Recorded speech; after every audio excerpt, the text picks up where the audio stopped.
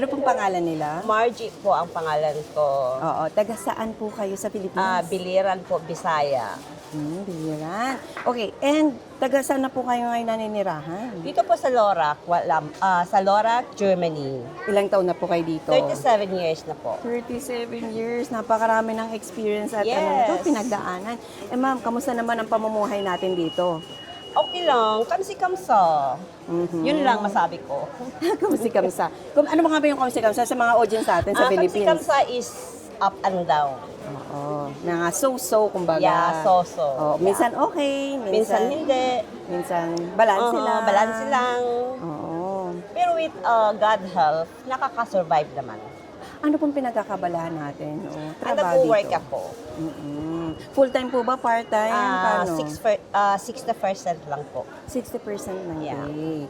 Okay. Ano naman po yung mga kadalasang trabaho dito ng ating mga kababayang Pilipino? Minsan sila nagtatrabaho sa bahay. Okay. And then, dito sa tindahan. Okay. Yeah. Sa mga shop. Sa Meron din shop. po ba dito yung mga babysitting din, pet sitting, mga ganong trabaho? Mayroon din naman, pero private. Bigyan natin ng idea kung yung mga kitaan dito sa Germany, no? Yung per ora po ba o weekly? Magkano po inaabot? Depende naman kung anong klaseng trabaho mo. Pwede kang tawag nito na 50% or 30% work. Pwede, pero depende kung anong klaseng work. Maraming trabaho dito. Pero kung meron gusto po ba dito yung rate na per ora lang? Magkano Yeah. po? Magkano po ang per ora kung part-time? I think minimum nila is 15 euro, Euro po ito. hour. Per hour. Eh pag mga monthly naman po, magkano po inaabot? So, depende. Mostly, aabot sila ng mga 1.7, pero wala pang kaltas yun. Oo. Balibawas pa doon 30% tax. Okay. Pero lahat mayroon na doon. Bawas na lahat.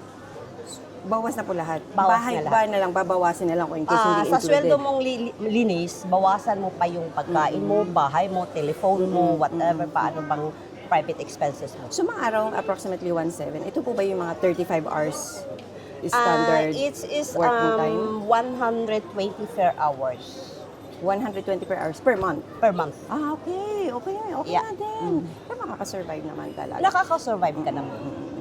Eh, yung ano ma'am, kamusta naman ang Filipino community? Marami na po ba tayo dito sa Germany? Marami dito na. Marami. Oo, kasi sa 37, for sure marami na rin kayo nakakilala. Yeah, marami na. Oo. Okay, ano pa ba? Yun na lang. Okay, isa na lang tanong ma'am, kasi kayo naninirahan na kayo dito sa Europa eh. Sa tingin niyo, worth it po ba na mag-invest ng malamansyong bahay sa Pilipinas?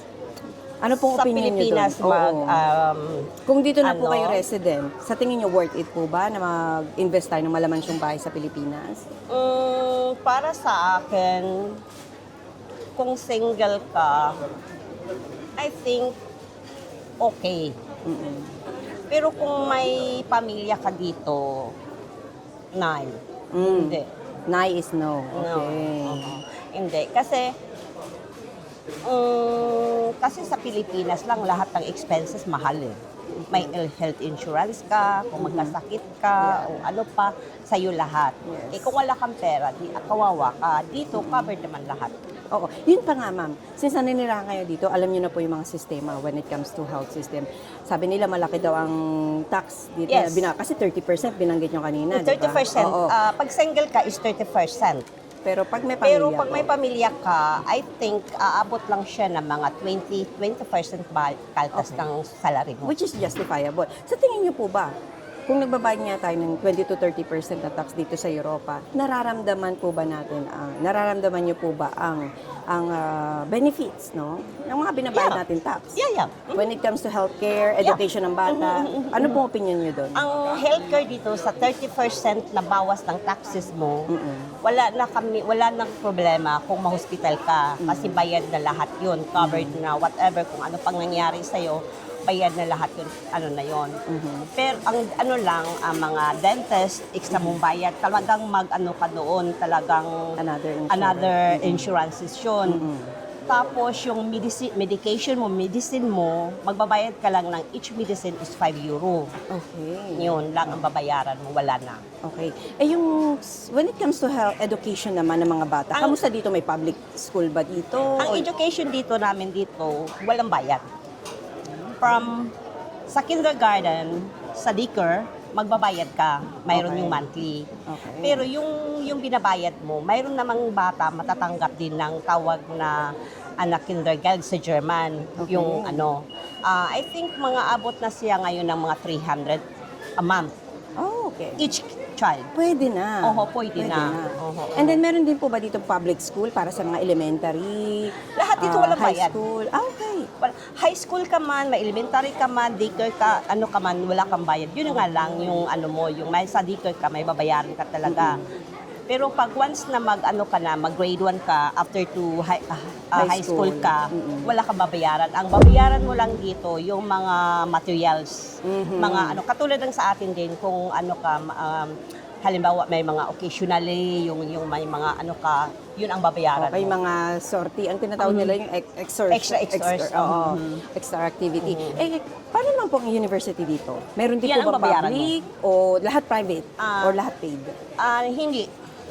Kasi kung kung magka-college ka na, so may tawag dito na Barfi food. Oho. Ano yun? Yung aprobahan yun ng gobyerno. Pag-approve ka na ang magulang mo ay hindi kaya, so tutulungan ka ng gobyerno, bibigyan ka ng utang credit. Okay. Oho. Pero babayaran mo after at na. magtatrabaho ka. Pero wala siyang tubo. Okay. Yun. So, tingin na lang, ma'am. Ano po ba sa tingin nyo ang meron ng pamumuhay natin dito sa Europa na sana meron din sa Pilipinas? Yeah. Yung health insurance, Bakit is. Katulad ng is dito. Kasi dito sa amin, yung sa 30%, bawas na lahat yun. Health insurance namin, is namin. Kung wala kaming trabaho, mayroon kaming matatanggap din sa gobyerno. Okay. Yeah. Kasi kaltas na yun sa 30%. Yeah. Yun ang wala ang Pilipinas. Kahit Yeah. OFW ka pa, pag nagbabayad ka automatically, mayroon ka. Okay. Pero yung nahihiring ko, na naririnig ko doon, wala. Okay. Hindi sila nagbabayad. Talagang wala silang taxes na binabayaran. Kaya mas paghahapon, mas maganda ang ng Germany.